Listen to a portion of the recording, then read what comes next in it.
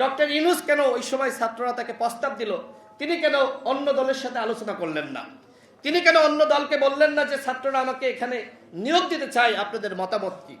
তার মানে ছাত্ররা এখন তাকে নিয়োগ দিয়েছে, ছাত্ররা তাকে যা বলবে তিনি তাই করবেন। ছাত্ররা এখন কিংস পার্টি গঠন করতে চায়, তিনি সেই কিংস পার্টির অ্যাম্বাসেডর হয়েছেন। দুঃখিত, আসলে তিনি মাইন্ড করতে পারেন।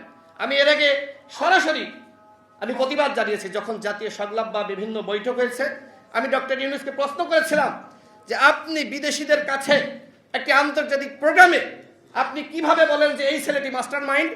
আন্দোলনের কোনো একটি সময় সেই ছেলের চেহারা আমরা দেখেছি? আমরা 14-15 বছর ধরে সংগ্রাম করছি, লড়াই করছি, আমরা সেই মাস্টার মাইন্ডকে কখনো দেখেছি? হুট করে একজনকে বিদেশে নিয়ে গেলেন এবং তাকে আপনি মাস্টার মাইন্ড বানিয়ে দিলেন এবং পরবর্তীতে উপদেষ্টাও বানিয়েছেন।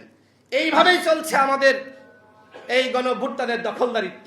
যে যার মতন দখল করে নিয়েছে, সবাইকে মাইনাস করে ফেলিয়েছেন, একটি গোষ্ঠী গণঅভ্যুত্থান দখল করে ফেলিয়েছে। ৭১-এর পরে একই ঘটনা ঘটেছিল।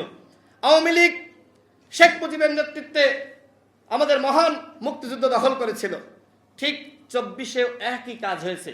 বৈষম্য কমে নাই কোথাও, বৈষম্য আরো বেড়েছে। আমাদের বাংলাদেশিদের সাথে বৈষম্য বেড়েছে।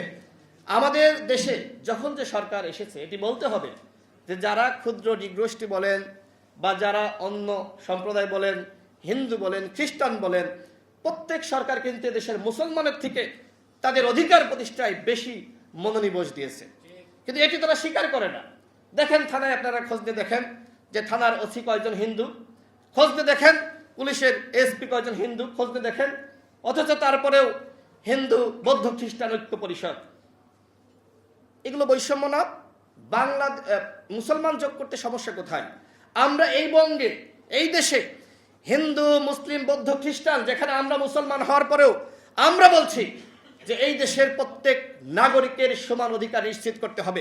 আপনি কোনো দলের ব্র্যান্ড অ্যাম্বাসেডর হবেন না, আপনি দেশের জনগণের ব্র্যান্ড অ্যাম্বাসেডর হন।